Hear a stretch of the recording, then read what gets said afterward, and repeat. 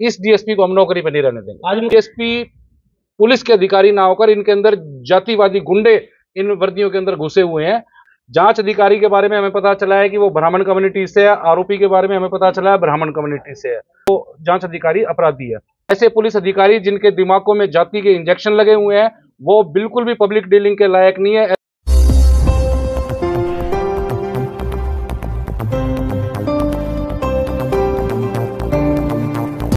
आज से 2 दिन पहले जो स्थानीय मंत्री हैं अनूप धानक, उनके आवास के सामने पीड़ित परिजनों ने एक धरना किया था कि आरोपी को गिरफ्तार किया जाए। और उसमें ये तय हुआ था कि इस मैटर में हम गिरफ्तारी ना होने की स्थिति में माननीय मुख्यमंत्री जो हैं उनके आगमन के टाइम पर उनको अर्धनग्न होकर काले झंडे दिखाने का हम काम करेंगे। तो पुलिस ने आनन फानन में इस मामले में, ताकि बीच का रास्ता निकालते हुए, ताकि पीड़ितों पर भी धरना खत्म करने का दबाव बनाया जा सके और आरोपी को भी बचाया जा सके, इस मैटर में आनन फानन में अपनी जांच पूरी की।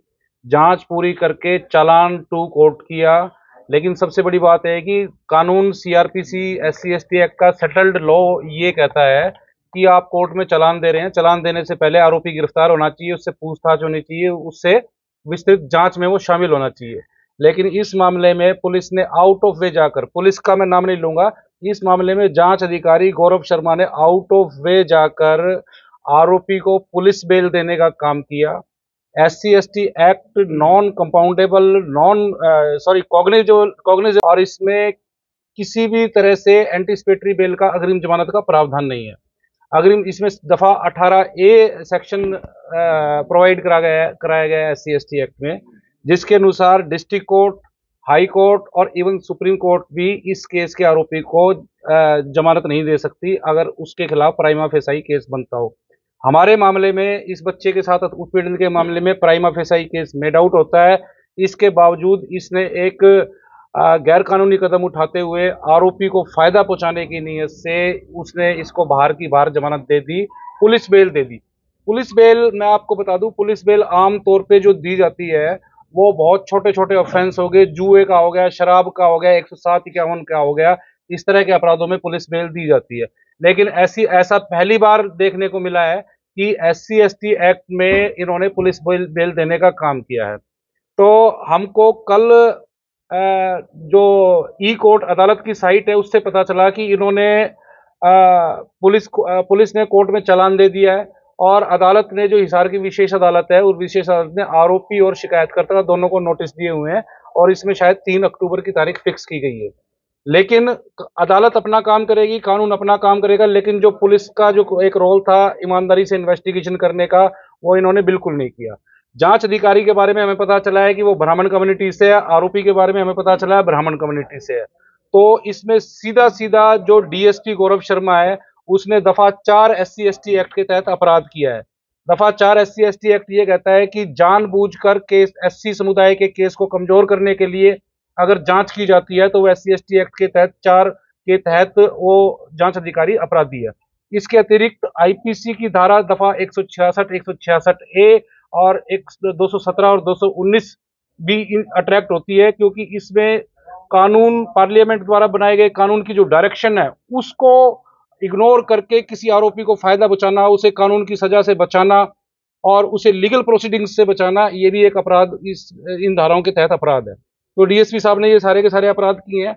आज हम यहाँ पर आए थे लघु सचिवालय बरवाला में, पीड़ित परिवार साथ है, हमारे सभी साथी समाज के जो प्रोमिनेंट एक्टिविस्ट हैं सारे के सारे हमारे साथ हैं और हम सब ने मिलके मुख्यमंत्री के नाम एक ज्ञापन दिया है, उस पर पीड़ित परिवार के दस्तखत हैं और उसमें हमने मांग की है कि इस DSP के खिलाफ दफा 4 SC/ST एक्ट, दफा 166, 166A, 217 और 219 IPC के तहत मुकदमा दर्ज किया जाए, इसको गिरफ्तार किया जाए और इसको नौकरी से बर्खास्त किया जाए।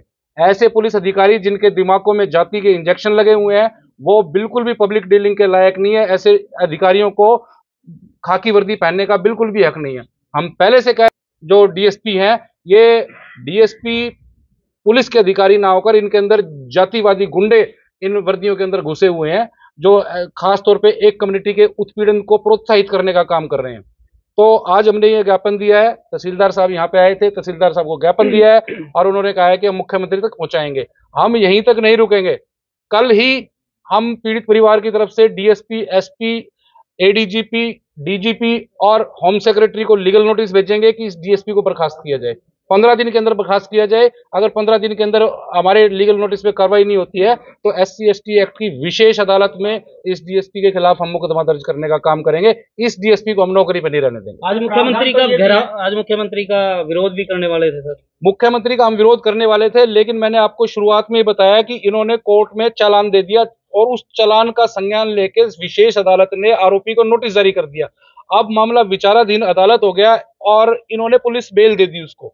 कहीं ना कहीं इन्होंने एक जानबूझकर कानूनी टेक्निकल अड़चन अड़ा दी, जिसके चलते हमको ये जो काले झंडे दिखाने वाला प्रोग्राम था वो स्थगित करना पड़ा। अब हम इस मामले में जो अपनी सख्त कानूनी कार्रवाई जो है इस डीएसपी के खिलाफ, उस आरोपी के खिलाफ, वो करने का काम करेंगे। सर, प्रावधान तो ये भी है, अगर आप अधिकारी से संतुष्ट नहीं है, जांच अधिकारी से, तो आप अपना अधिकारी बदल सकते हैं। हम अधिकारी से जांच पीड़ित परिवार को इस बात का मौका ही नहीं दिया गया कि वो जांच अधिकारी बदलवाने का काम करे। 21 तारीख की घटना है और आज आप देखिए 7 तारीख है। केवल 15 दिन के अंदर अंदर इन्होंने सारे का सारा प्रोपेगेंडा करके वो कर दिया। आम तौर पे SC/ST एक्ट में जो चालान दिया जाता है, पुलिस जो है 3 महीने के अंदर चालान देने का काम करती है, लेकिन इस केस में आनन फानन में आरोपी को बचाने के लिए जांच की गई। 15 दिन में जांच वो अंतिम रिपोर्ट तैयार करके टू कोर्ट कर दी गई। आप पीड़ित परिजनों को गुमराह किया गया और वहां पर जो धरने पे जो 2 पुलिस अधिकारी हमारे समाज के लगाए हुए थे, उन पुलिस अधिकारियों के माध्यम से पीड़ित परिजनों को ये कहा गया कि 2 दिन के अंदर गिरफ्तार कर लेंगे, आप अपना धरना स्थगित कर दीजिए। और इसकी आड़ में चुपके से पीछे से इन्होंने जांच को है ना फाइनल रूप देकर ट्रू कोर्ट कर दिया। सर, 3 महीने में अगर जांच पेश करते हैं, रिपोर्ट पेश करते हैं, तो फिर आप कहते हो कि लेट कर दी जाती है, और नहीं, 15 दिन में कर दिया तो अब आप नहीं, देखिए इसमें स्पष्ट है, SC/ST केवल अगर SC/ST एक्ट में केस दर्ज हो तो 30 दिन के अंदर जांच पूरी करनी है। अगर SC/ST एक्ट के साथ कोई IPC की धारा लगी हुई है तो टाइम एक्सटेंड 3 महीने तक हो जाता है। इसमें SC/ST एक्ट है और इसमें JJ एक्ट है, तो इसमें 2 महीने का टाइम पुलिस के पास था। और इसका मतलब ये नहीं है कि जल्दी जांच कर दी। जल्दी जांच क्या कर दी इन्होंने कोई हमको न्याय देने का काम थोड़ी किया है। इन्होंने तो आरोपी को पुलिस बेल दे दी, आउट ऑफ वे जाकर गैर कानूनी तरीके से नाजायज रूप से SC समुदाय के व्यक्ति द्वारा फाइल केस को कमजोर करने के लिए और आरोपी के केस को मजबूत करने के लिए इन्होंने इस तरह से आउट ऑफ। देखिए, इस मामले में हमारे संज्ञान में भी आया है कि पीड़ित परिवार को धमकियां देने का काम किया जा रहा है और उनके ऊपर दबाव बनाया जाने का काम किया। अभी मैं पहली बार पीड़ित परिवार से सामने रूबरू हुआ हूं, इससे पहले मिला हूं लेकिन बहुत शॉर्ट पीरियड के लिए मिला हूं। तो आज हम इन लोगों से बातचीत करेंगे। जो लोग इनके पे दबाव बनाने वाले हैं, जो लोग इनके ऊपर धमकी देने वाले हैं, उन लोगों के खिलाफ हम अलग से शिकायत देकर मुकदमा दर्ज कराने का काम करेंगे।